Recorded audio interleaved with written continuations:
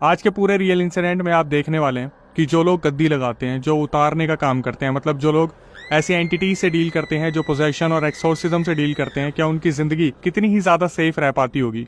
वैसे तो अक्सर हमने गली गली में सुना है कि यहाँ पर किसी न किसी के अंदर माता आती है, कोई देवी आती है या देवता आते हैं, और फिर ये भी सुनने को मिलता है कि किसी तांत्रिक की बहुत अनयूजुअल तरीके से डेथ हो गई। मतलब ये जो लोग गद्दी लगाते हैं, इनका आता पता भी नहीं चलता कि कब क्या हो जाता है। कहते हैं कि आधे से ज्यादा जो लोग बैठते हैं, जो गद्दी लगाने का दावा करते हैं, इनके ऊपर कोई देवी देवता नहीं, एंटिटीज आती हैं। लेकिन आज का जो पूरा रियल इंसिडेंट है, वहां पर आप देखेंगे कि एक गद्दी लगाने वाले इंसान की जिंदगी कितनी बुरी तरीके से खतरे में आ गई जब शेर को सवा शेर मिल गया। मतलब एक गद्दी लगाने वाले को एक ऐसी एंटिटी टकरा गई जहां पर बहुत सारे लोगों को मदद करने के लिए आना पड़ा। यह पूरा रियल इंसिडेंट है हरियाणा का। जिन्होंने हमें बताया उनका नाम है सुख। सुख ने बताया कि अक्षय भाई, मेरी शादी आज से 7 साल पहले हुई थी, और जिनसे मेरी शादी हुई उनके जो पूर्वज थे वो सारे पाकिस्तान में रहा करते थे। पार्टीशन के बाद वो लोग इंडिया में आए थे। सुख को पता चला जिनसे उनकी शादी हुई है, उनके पापा मतलब ससुर जी जो है वो गद्दी लगाया करते हैं। और इस चीज़ की शुरुआत कब हुई? जब ससुर जी गद्दी लगाते थे उससे पहले, काफ़ी टाइम पहले, उन्हें एक सपना आया था जहाँ पर उनके पितृ पूर्वज आए थे, और वहाँ से उन्हें ये पता चला था कि पीढ़ी दर पीढ़ी उनका यही काम है। वो लोग लोगों की सेवा करते आए हैं। मतलब कि जो उनके पूर्वज थे वो पाकिस्तान में उतारे का काम किया करते थे, एक्सोर्सिज्म, पोजेशन, इन्हीं चीज़ों का काम किया करते थे। मतलब लोगों को ऐसी एंटिटी से मुक्त किया करते थे। अब ससुर जी को इस चीज़ के लिए चुना गया था, और ससुर जी को सपने में ये चीज़ बताई गई थी कि मंडे को आपको जो है गद्दी लगानी है, और गद्दी लगाने के दौरान जो लोग आपके पास आएंगे, जो एंटिटीज वहां पर आएंगी, उनसे उन्हें मुक्त करना है लोगों को। जो ससुर जी थे उनकी पूर्वज हेल्प करने वाले थे इस चीज में। मतलब ये सेवा का काम ससुर जी को मिला था सुख के। अब बात है 2024 की, कुछ 1 महीने पहले की। वैसे तो सुख ने बताया कि भाई शादी को 7 साल हो गए, लेकिन जब भी मैं अपने ससुराल में जाता था तो मंडे वाले दिन जब मैं वहाँ रुकता था, मैं देखता था कि ससुर जी गद्दी लगाया करते थे, और वहाँ पर भीड़ उमड़ के आती थी। मतलब 50-100 लोग हमेशा वहाँ पे होते थे, जो कहीं ना कहीं अपने साथ कोई ना कोई एंटिटी लेके आते थे, या फिर बहुत ज़्यादा परेशान होते थे। कोई ना कोई दिक्कत उनके साथ रहती थी। सुख ने बताया कि भाई अभी रिसेंट की बात है, 1 महीने पहले मैं अपने ससुराल में गया था, तो वहाँ पर ऐसे ही जैसे मंडे को गद्दी लगती थी, ससुर जी ने गद्दी लगा रखी थी और कुछ लोग वहाँ पे आ रखे थे। सुख ने बताया कि भाई मैंने हमेशा ये देखा है कि जब भी कोई इंसान मेरे ससुर जी के पास इलाज के लिए आया ना, तो उसे इलाज मिला है 100%। मतलब जो एंटिटी अपने आप को बहुत राजा महाराजा मानती थी, वहां पर आके वो मत्था टेक देती थी ससुर जी के आगे। और ससुर जी जो पूरी गद्दी लगाते थे वो इस तरीके से लगाते थे, एक फट्टा, कुछ ईंटें, मतलब बहुत नॉर्मल तरीके से। और जब वो बैठते थे, कुछ मंत्र चैंटिंग करते थे, कुछ अरदास वगैरह पढ़ते थे, तो अचानक से उनके पितृ पूर्वज उनके अंदर आते थे, और फिर उनकी आवाज़ थोड़ी सी बदल जाती थी। सुख ने बताया कि अक्षय भाई मंडे की बात है, अभी रिसेंटली जो 1 महीने पहले मंडे गया, मैं गया हुआ था अपने ससुराल। मैंने देखा कि गद्दी लगाई गई और मेरे ससुर जी बैठे, और वहाँ पर बहुत सारे लोग आए थे। लोग बता रहे थे हमारे साथ ऐसा हो रहा है, ऐसा हो रहा है। तो सुख वहाँ पर बैठ जाया करते थे देखने के लिए कि ये चीज़ें कैसे काम करती है। सुख ने बताया कि भाई वहाँ पर सारी बातें चल रही थी, बहुत सारे लोग आ रखे थे। अचानक से एक औरत की एंट्री होती है। एक औरत जो दिखने में मोटी सी थी, थोड़ी गैठी सी थी, उसकी हाइट कम थी, और आके वो वहाँ पर बैठती है। जब ससुर जी दूसरे लोगों से बात कर रहे थे, तभी वो जो औरत अपने मुंह से अजीब से करकराने की आवाज़ निकालती है, जैसे दांत पीसने की होती है, ऐसे कुछ इस तरीके से, और गुर्राना शुरू कर देती है। तो ससुर जी के बगल में एक लोटा रखा था जिसमें कुछ पानी था। उन्होंने, ससुर जी ने हाथ मारा उस पानी में और एकदम से उस औरत के ऊपर फेंका, तो वो औरत एकदम से मुंह नीचे करके बैठ गई। अब सुख ने बताया कि मुझे लगा भाई ये भगवान का जो पानी वानी होता है, ये कुछ पानी होगा, लेकिन पता नहीं उस समय क्या था ऐसा कि वो औरत बार बार चुप हो जाती और थोड़ी देर में अचानक से फिर गुर्राने लगती। तो बाद में सुख को पता चला वो पानी जो था वो किसी एंटिटी को चुप कराने के लिए था, और क्योंकि ससुर जी इस टाइम पे किसी और से बात कर रहे थे, किसी और के सॉल्यूशन पे काम कर रहे थे, तो उस एंटिटी को वो शांत करवा रहे थे कि तेरा भी नंबर आएगा, रुक जा। और ऐसा ही हुआ। सुख ने बताया भाई थोड़ी देर बाद उस औरत का नंबर आया। सुख ने बताया कि मैं जस्ट उस औरत के पीछे बैठा हुआ था, और अचानक से वो जो औरत थी वो जोर जोर से चिल्लाने लगी, और इतनी जोर जोर से चिल्लाने लगी। सुख ने बताया कि अक्षय भाई मैं बहुत बुरी तरीके से डर गया। सबसे पहले तो मैं उठ के वहां से पीछे हो गया कि मेरे को ना पकड़ ले। फिर सुख ने बताया कि हाथ पीटने शुरू कर दिए जमीन पे, चिल्लाना शुरू कर दिया। जो लोग अभी बात करके उठे थे, जो अपने घर की तरफ निकलने के लिए बाहर गए थे, वो सारे उल्टा आके देखने लगे कि भाई ऐसा कौन आ गया जो इतनी बुरी तरीके से चिल्ला रहा है। वहाँ पर वो जो एंटिटी थी वो जोर जोर से चिल्लाने लगी। तो जो ससुर जी थे उनके अंदर वो पितर तो थे ही, उन्होंने एकदम से बगल में रखी वो डंडी जो सहारे के लिए होती वो उठाई, और एक घुमा के जब उस औरत के मारी। तो सुख ने अपना एक्सपीरियंस बताया कि अक्षय भाई 7 सालों में मैंने ये देखा था कि जब कोई ससुर जी से आंख में मिला लेता था ना, तो वो एंटिटी वहीं पे मत्था टेक देती थी। लेकिन ये जो औरत थी, इसके अंदर जो एंटिटी आई थी, उसको कोई फर्क नहीं पड़ रहा था।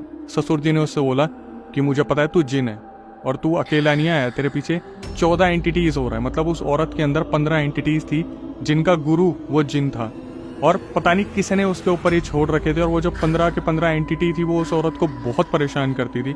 ससुर जी ने बोलना शुरू करा कि तू चिंता मत कर, आज मैं तेरे को यहाँ से निकाल फेंकूंगा, इस औरत को तुझे मुक्त करना होगा। सुख ने बताया कि अक्षय भाई, मैंने जिंदगी में कभी ऐसा सोचा नहीं था कि मेरे ससुर जी के सामने ऐसा होगा। वो जो एंटिटी थी ना जिनकी, उसकी आवाज़ बदल गई और वो देखते ही देखते बोला कि ये 2 ईंटों की गद्दी को तू अपने आप को क्या महाराज समझता है। सुख ने अपना एक्सपीरियंस बताया कि भाई मेरे सामने कभी ऐसा नहीं हुआ था कि ससुर जी वहां पर कुछ बोले और किसी की बोलने की हिम्मत भी हो, लेकिन जब लाठी मारी तो वो जो औरत थी उसकी आवाज़ बदल गई और उसके अंदर का जो जिन था उसने इतनी गंदी गंदी बातें बोली सबके सामने कि सबका मुंह नीचे हो गया। वो जो जिन था वो एकदम से बोला कि ये 2 ईंटें लगा के तू अपने आप को महाराज समझ रहा है, इस जगह पर जहाँ तू बैठते है उस पर मैं पेशाब कर दूंगा, पूरे को बिखेर दूंगा और तू मेरा कुछ भी नहीं कर पाएगा, इस औरत को तू बचा नहीं पाएगा, और अपने आप को महाराज बोलना बंद कर दे। कोई महाराज नहीं है तू, अगर तेरे बस किया तो मुझे निकाल दे। तो सुख ने बताया तब तो ससुर जी बहुत आराम से बात कर रहे थे कि चुप हो जा, शांत हो जा, तेरे को मुक्ति मिल जाएगी। लेकिन जब उन्हें लगा कि भाई ये तो बहुत ज़्यादा हो गया, क्योंकि पितरों के बारे में भी बोलना शुरू कर दिया, जो खानदान वाले थे उनके बारे में भी बोलना शुरू कर दिया, और सारे लोगों के सामने जब जलीलता लगने लगी कि ससुर जी को कि बहुत ज़्यादा हो रहा है, ससुर जी ने पहली बार 7 साल में पहली बार उस डंडे से इतनी जोर जोर से उस औरत को मारना शुरू करा कि भाई अचानक से वो जो जिन था ना वो वहां से भाग गया और वो औरत बिल्कुल नॉर्मल हो गई। अब सब लोगों को तो ये लगा कि चलो भाई निकल के भाग गया, हो गया। लेकिन उसी के बाद जो ससुर जी थे ना, जैसे वो बहुत ज्यादा टेंशन में आ गए थे, सब वहां से धीरे धीरे करके चले गए। और मंडे की जब रात हुई तो मैं अपने ससुर जी के पास गया और मैंने बोला कि ससुर जी आज जो इतना सब कुछ हुआ ये आज से पहले तो कभी नहीं हुआ। और ससुर जी ने बताया सबको बुला के कि भाई आज जो औरत आई थी उसके अंदर जो जिन था वो जाते जाते मुझे बोल के गया है कि तूने हम 15 जनों को बहुत मारा है और हम इस बात का तेरे से बदला ज़रूर लेंगे। अब ये सब सुनने के बाद सारे बहुत परेशान हो गए। पितर वगैरह तो जा चुके थे जब गद्दी हट गई। तो सुख ने बताया कि भाई 4 दिन बाद मेरे जो ससुर जी थे वो दूध की डेयरी जा रहे थे दूध लेने के लिए। चलते चलते अचानक से पता नहीं उनको धक्का लगा, उनके रास्ते में कुछ आ गया, वो एकदम से गिरे और उनके पैर में चोट लग गई। और बिल्कुल मामूली सी चोट लगी थी, मतलब जैसे कोई बच्चे को चोट लगी हो।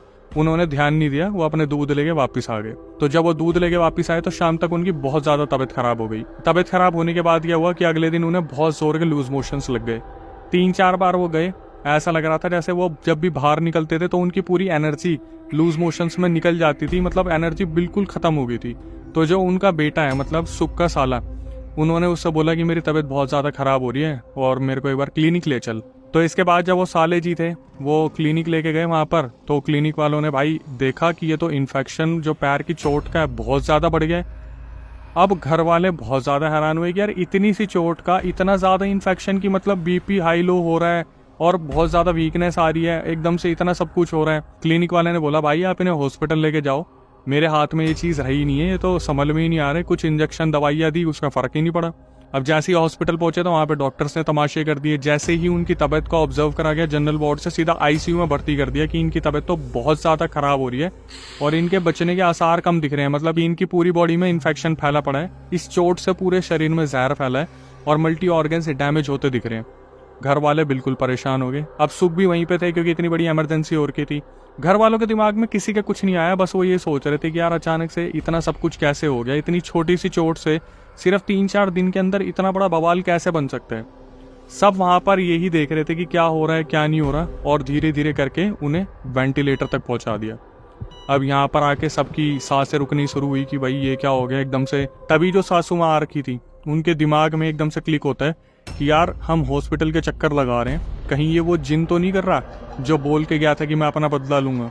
तो इनकी मम्मी फटाफट से अपने घर वापस आती है और 4 गली छोड़ के एक औरत रहती थी, माता जी, जिनके ऊपर काली माता की परछाई आती थी।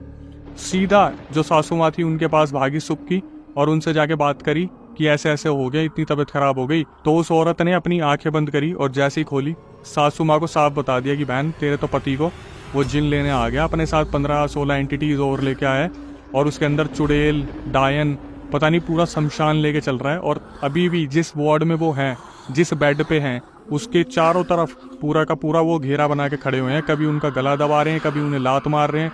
और बस अगर वो बच रहे हैं ना तेरे हस्बैंड मतलब ससुर जी, तो पितरों की वजह से कि पितरों ने कैसे ना कैसे बचा रखा है, वरना वो पहले ही लेके जा चुके होते। अब प्रॉब्लम यही हो रही थी कि सासू माँ ने वहाँ पे हाथ जोड़ लिए कि मेरे पति को बचा लो। वो खुद गद्दी लगाते, लेकिन अगर पितर इतने ज़्यादा कमज़ोर पड़ रहे हैं तो कहीं ना कहीं आपकी भी मदद लगेगी। तो जो माता जी बैठी थी उन्होंने बताया कि आपके सारे पितरों को बांध लिया है। वो एंटिटी जो है जिन, वो कोई बहुत पुराना जिन था, बहुत पुराना। वो मतलब किसी ने जो सिद्ध करा था वो भी पीढ़ियों से बांध रखा था, तो वो इतना शक्तिशाली हो गया था कि उसके ऊपर किसी की चल ही नहीं रही थी। और जो माता जी थी वो भी यही बोल रही थी कि मैं काली माँ का सहारा लेकर इतना कर सकती हूँ, 10-15 दिन के लिए मैं 3 चीज़ें आपको दे रही हूँ। पहले तो एक पानी दिया, कुछ राख दी और एक ताबीज़ दिया। माता जी ने बोला फटाफट आप जाओ और ये पानी छिड़क देना 4 बार घूम के, 4 वहाँ पे फेरे लगाना और पानी छिड़क देना। ऊपर राख थोड़ा सा फेंक देना, राख जो है टीके की तरह लगा देना और हाथ में ताबीज़ बांध देना। मैं इतनी अपनी विद्या से आपको संतुष्टि दे रही हूँ कि 10-15 दिन तो वो एंटिटीज हॉस्पिटल में भी नहीं घुस पाएंगी। लेकिन उसके बाद का जो सब कुछ किया हुआ होगा वो डॉक्टर के हाथ में और भगवान के हाथ में। उसके बाद आपके पितृ कितनी जल्दी उन्हें बाहर लाते हैं और आपके जो हस्बैंड है मतलब जो ससुर जी है वो कितनी जल्दी खुद से बाहर आते हैं, वो उनके हाथ में। जो सासू माँ थी वो फटाफट हॉस्पिटल पहुँचती है और वहाँ पर पानी छिड़कती है, जो राख थी वो डालती है, उनके एक टीका लगाती है, हाथ पर ताबीज़ बांधती है।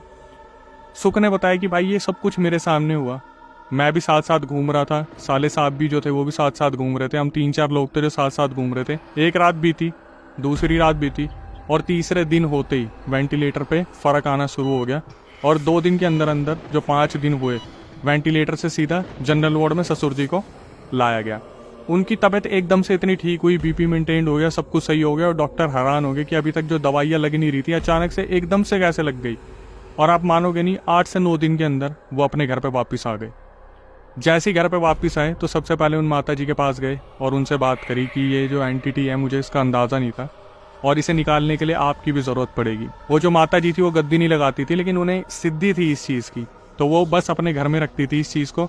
तो इन दोनों के बीच में आपस में बात हुई, जहाँ पर गद्दी लगाने वाले और एक नहीं गद्दी लगाने वाली माता जी दोनों मिलकर उस जिन का सामना करने वाले थे।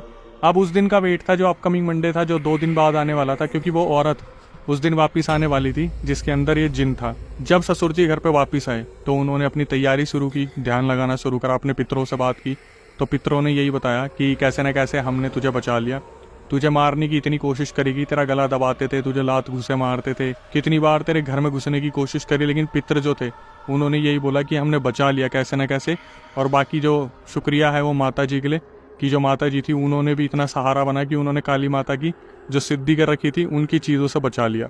अब बात है 2 दिन बाद की, आ गया मंडे को वो औरत आती है और सामने बैठती है। उस दिन माता जी भी आ रखी थी, जो ये ससुर जी थे ये भी थे, और सामने सामने देखते हैं वो जो औरत आती है वो बाहर से तालियां बजाती आ रही होती है, वाह बच गया तू, बच गया, ले जाने की पूरी तैयारी थी तेरे को।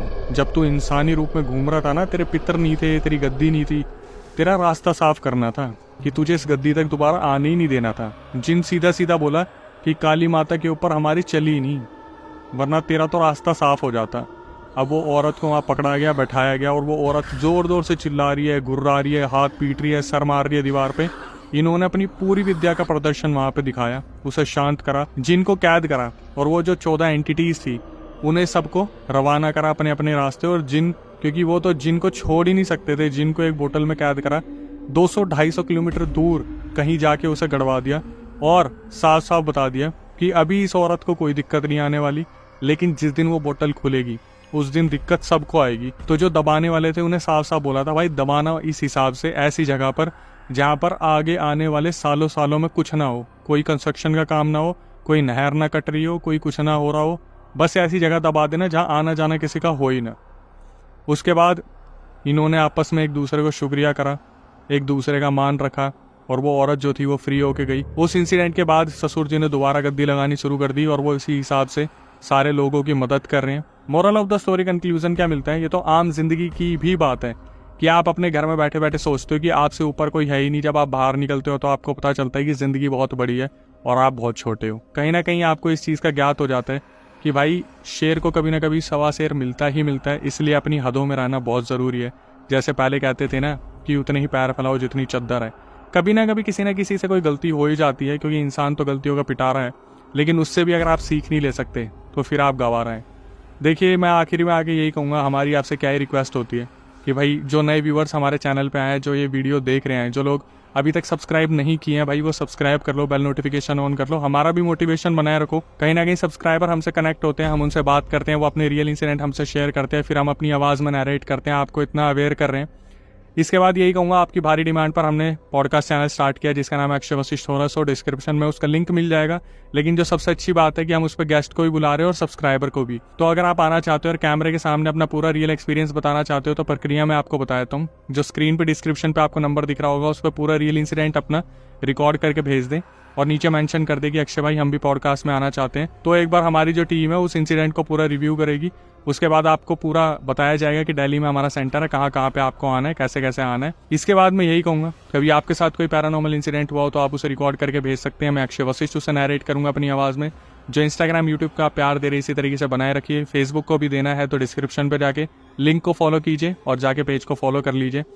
आखिरी में यही कहूँगा, जितना ज़्यादा हो सके सतर्क रहिए, किसी का दिया मत खाइए, जितना हो सके समझदार बन के रहिए, माँ बाप से प्यार बनाए रखिए। नई वीडियो नए पॉडकास्ट आने तक stay tuned with the channel.